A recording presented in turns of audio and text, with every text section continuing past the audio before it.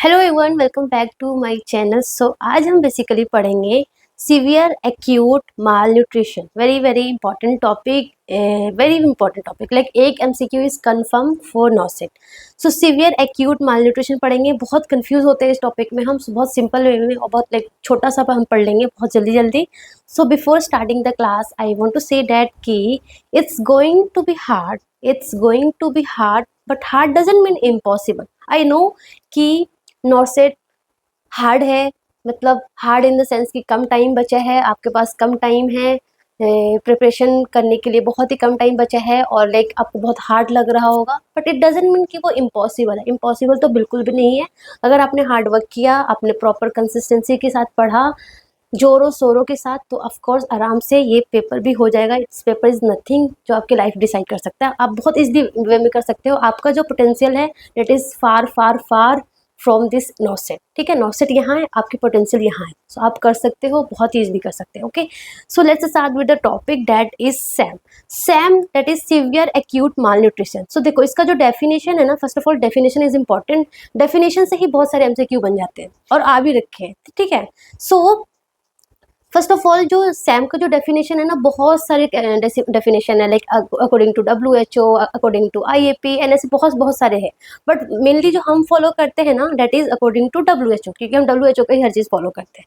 सो WHO क्या बोलता है? According to WHO, severe acute malnutrition is weight for height is less than is -3 standard deviation. ठीक है ना। सो अगर weight for height is less than -3 standard deviation होगा, plus जो हमारा मिड अपर आर्म सर्कमफेरेंस है वो less than 11.5 centimetre होगा, विथ और without oedema. This is very important. 1 2 3 है ना, याद कर लो। First of all wait for height is less than -3 standard deviation अगर हो, ठीक है ना। Weight for height very important, weight for height. Second is mid upper arm circumference is less than 11.5 centimetre. ये बहुत बार एग्जाम में पूछ रखा है कि सैम कब हम क्लासीफाई करेंगे? अगर मिड अपर आर्म सर्कमफेरेंस है वो 11.5 से कम हो, 12.5 से कम हो, 10 से कम हो। बहुत बार MCQ like different different exam में आ रखा है। So it is always if it is less than 11.5, ठीक है ना, विथ और विदाउट एडिमा। ठीक है ना। सो ये तीन हमारा लाइक WHO का डेफिनेशन है।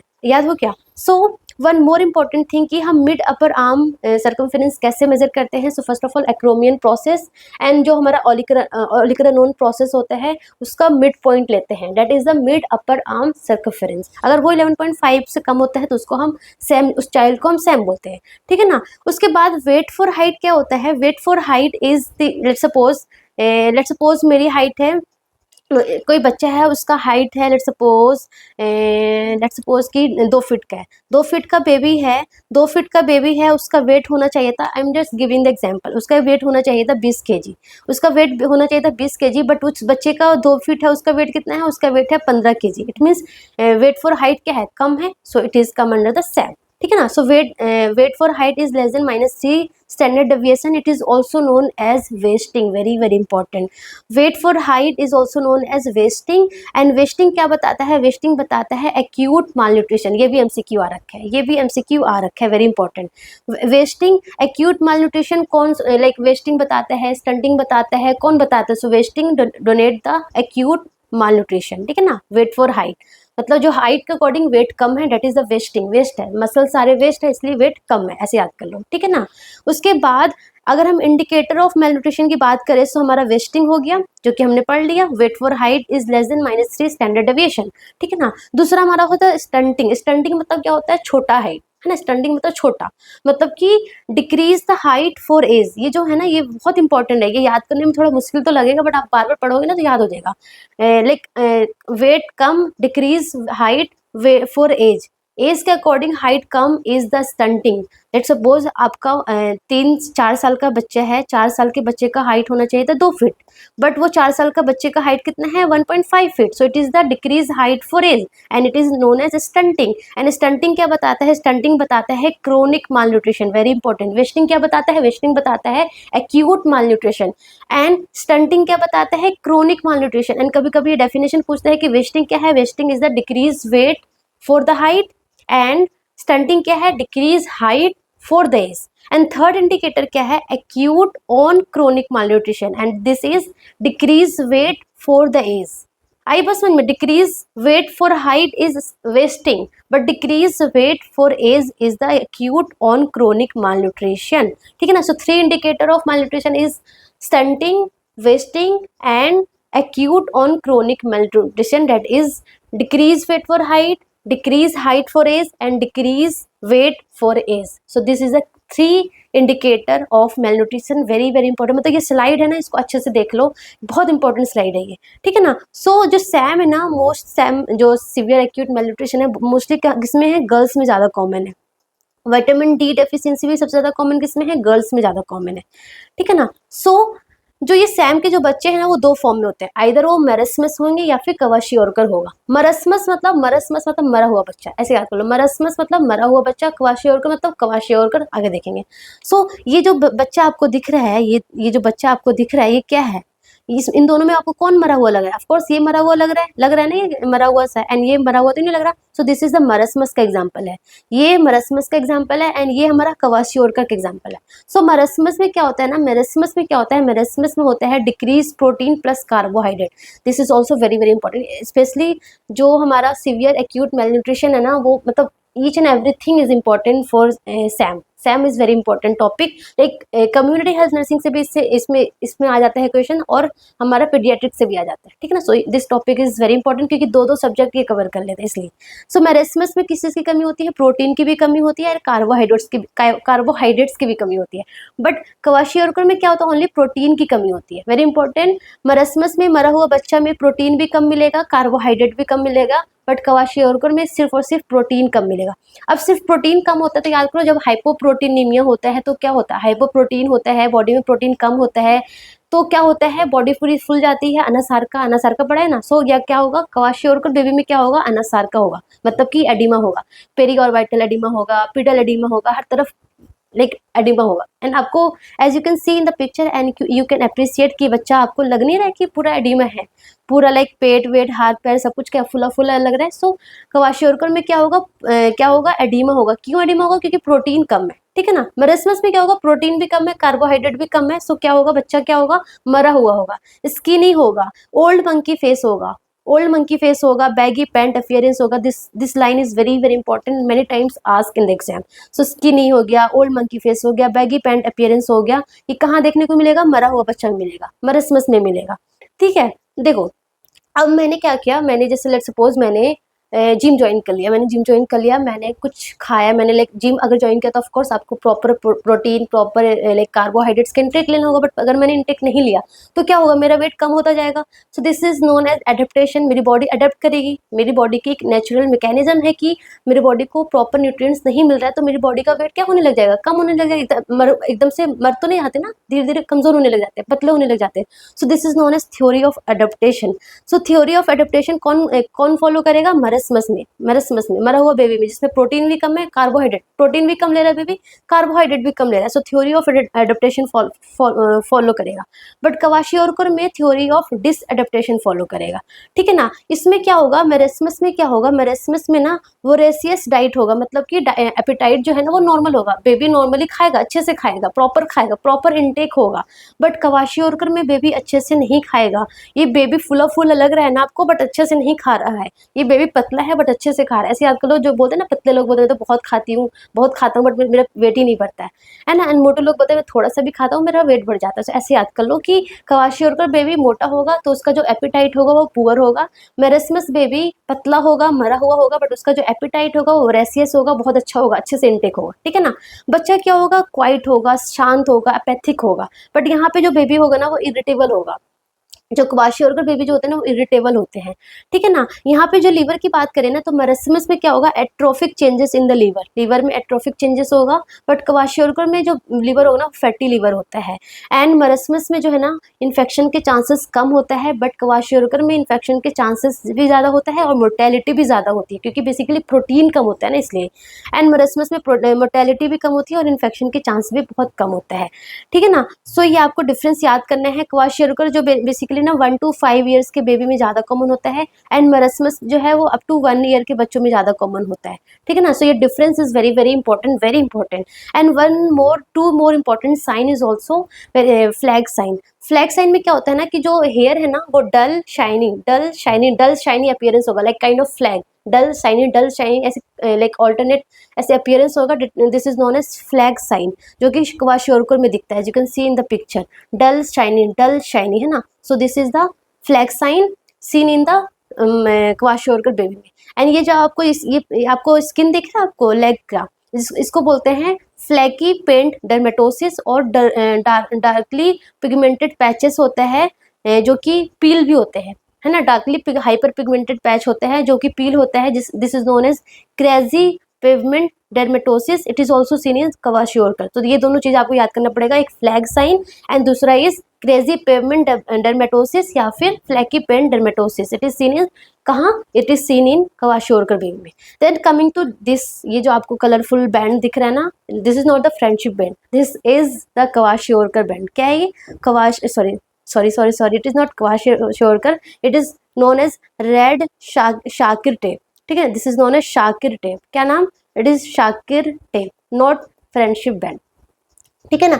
सो देखो ये ना बहुत इंपॉर्टेंट है, यहाँ से भी एमसीक्यू आते हैं, बहुत हम कंफ्यूज होकर हम कुछ और मार्क करके आ जाते हैं। सो इसमें आपको ये कलरफुल दिख रहा होगा, इसमें आपको ये देखो ये रेड है, देन ये येलो थोड़ा सा है, एंड देन ये ग्रीन है ना। सो ये रेड ना अगर 11.5 होता है ना तो उसको रेड बोलते हैं। देखो बेसिकली ना ये टेप होता है जो कि हम जो आशा वर्कर्स होते हैं ना उनको देते हैं, एंड वो घर घर जाके वो चेक करती है बच्चों को, ठीक है। उनको उतना नंबर्स वगैरह ध्यान नहीं रखना होता, उनको बस ये लिखते हैं कि yes it is red, it is yellow, it is green.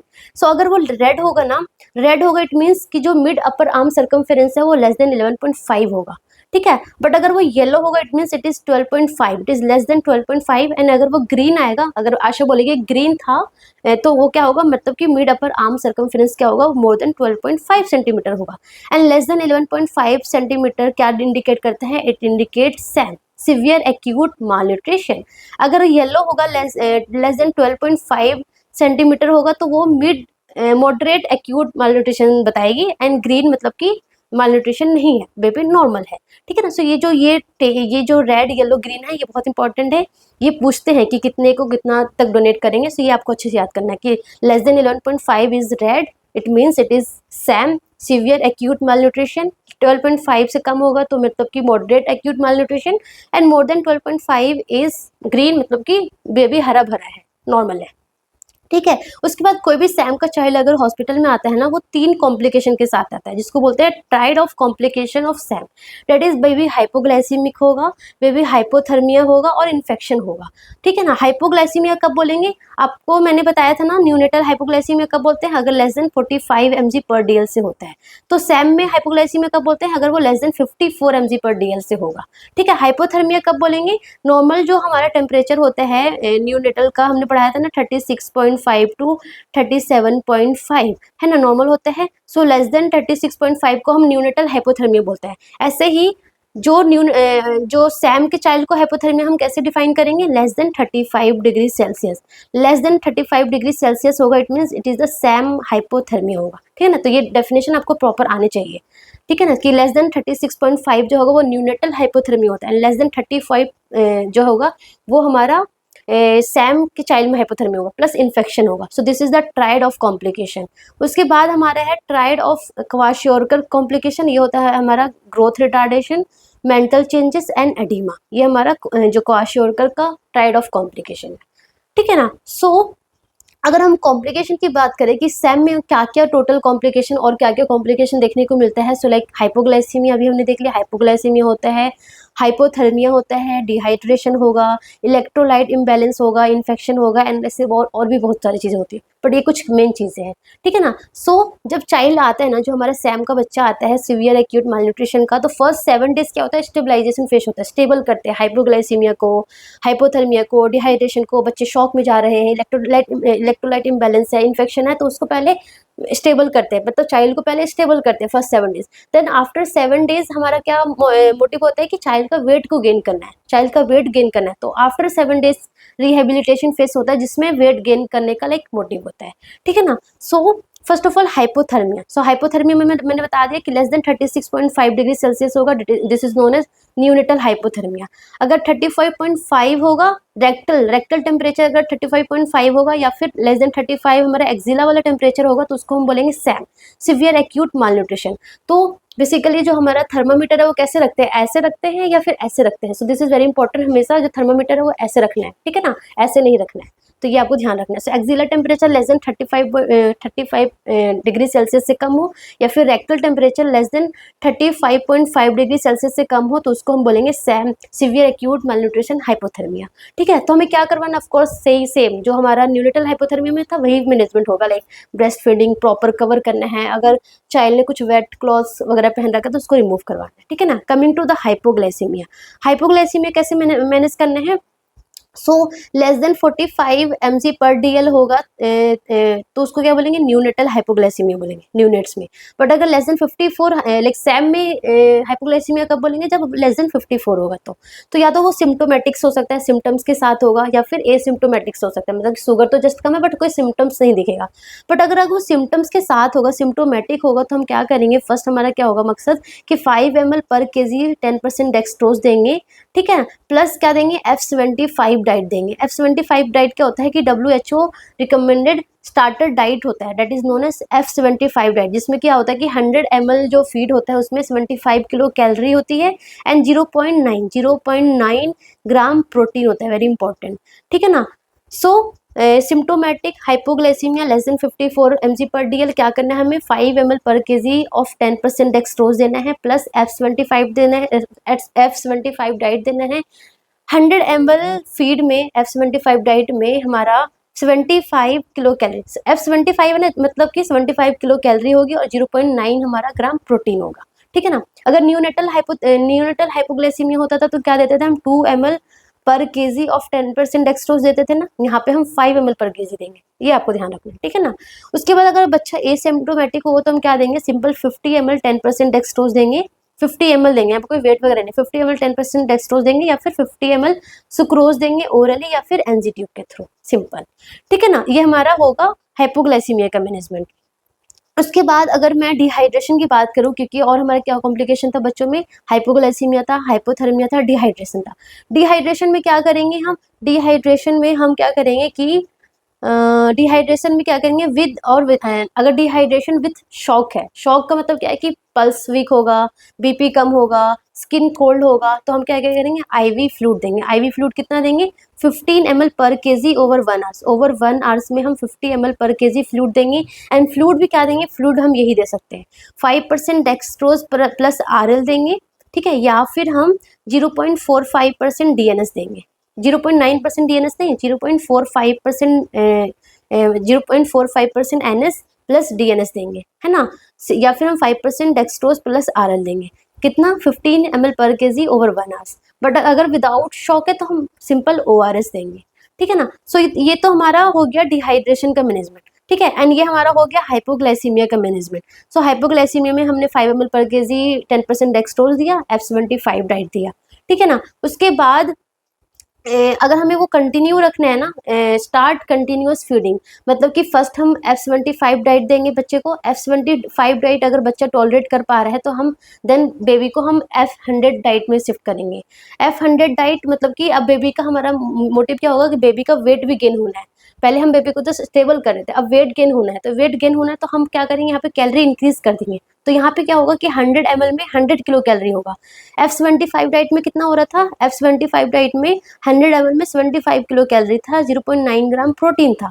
But F100 में क्या है, 100 ml डाइट में 100 किलो कैलोरी हमारा कैलोरी है एंड 2.9 ग्राम प्रोटीन है, वेरी इंपॉर्टेंट, यहाँ पे 0.9 है, यहाँ पे 2.9 ग्राम प्रोटीन है, ठीक है ना। सो पहले हम F75 डाइट देंगे, F75 डाइट बेबी अगर टॉलरेट करेगा देन हम F100 डाइट पर शिफ्ट कर देंगे, ठीक है ना। उसके अलावा वैक्सीन वगैरह तो दिलवाना ही दिलवाना है, ठीक है। उसके बाद हमने हाइपोग्लाइसीमिया देख लिया, हमने हाइपोथर्मिया देख लिया, हमने डिहाइड्रेशन देख लिया, then electrolyte imbalance. Electrolyte imbalance में like potassium, vitamin A, folic acid, zinc, है ना, आयरन, ये सब देखेंगे। सो पोटेशियम जो है, पोटेशियम अगर कम है बेबी में तो हम क्या करेंगे, 3 to 4 milliequivalent per kg per day हम देंगे, प्लस साथ में सिरप पोर्ट क्लोर सिरप, वही बेसिकली पोटेशियम क्लोराइड होता है उसमें, वो देंगे, ठीक है ना। एंड विटामिन ए की कमी होगी तो हम क्या करेंगे, हम अगर बेबी लेस देन 6 मंथ का है तो हम 50,000 इंटरनेशनल यूनिट देंगे लेस देन 6 मंथ को, ठीक है। अगर बेबी 6 मंथ टू 1 ईयर का है तो हम 1 लाख इंटरनेशनल यूनिट देंगे। अगर बेबी 1 ईयर से ज़्यादा है, मोर देन 1 ईयर का है, तो हम 2 लाख इंटरनेशनल यूनिट देंगे, ठीक है। ये कब तक देंगे, फॉर 14 डेज तक देंगे, 14 डेज तक देंगे ये, ठीक है। उसके अलावा फॉलिक एसिड, जिंक और आयरन। तो फॉलिक एसिड जो है डे 1 हम बेबी को 5 mg देंगे एंड देन डे 2 से लेकर डे 14 तक हम 1 mg देंगे। उसके अलावा जिंक जो है अगर लेस देन 6 मंथ का बेबी है तो 10 mg जिंक देंगे, अगर मोर देन 6 मंथ का है तो 20 mg जिंक देंगे, ठीक है। सो ये हमारा मैनेजमेंट था, क्या बोलते हैं, फॉलिक एसिड का, जिंक का, विटामिन ए का एंड पोटेशियम का। तो इससे हम इलेक्ट्रोलाइट इम्बैलेंस को करेक्शन करेंगे, और इन्फेक्शन होगा बेबी को तो प्रॉपर एंटीबायोटिक जो भी डॉक्टर प्रिस्क्राइब करेगा वो एंटीबायोटिक देकर प्रॉपर इन्फेक्शन को ट्रीट करना है। सो ये सारे कॉम्प्लिकेशन को प्रॉपर हमें ट्रीट करने होते हैं बेबी को, ठीक है, सैम के चाइल्ड को। So this is very very important, ये आपको ये सारा इंपॉर्टेंट याद करना है। ये फ्लैकी पेन डर्मेटोसिस क्या होता है, फ्लैक्साइन क्या होता है, ये शाकिर टेप होता है, ये कलरफुल जो है बैंड, ये सारा आपको कौन सा कलर कब क्या डोनेट करता है, triad of complication of Sam क्या होते हैं, ट्रायड ऑफ क्वाशियोरकर कॉम्प्लिकेशन क्या होते हैं, एंड ये जो डिफरेंस है हमारा मेरस्मस एंड क्वाशियोरकर चाइल्ड में क्या क्या डिफरेंट चीज़ें दिखती है वो पता होना चाहिए आपको। वेस्टिंग क्या होता है, स्टंटिंग क्या होता है, डिक्रीज वेट फॉर एज क्या होता है ना, इंडिकेटर ऑफ malnutrition कब बोलते हैं। सो ये प्रॉपर ये चीज़ें आपको बेसिकली आपको सीवियर एक्यूट malnutrition में पता होना चाहिए। So that's all about today. Thank you so much, all the best.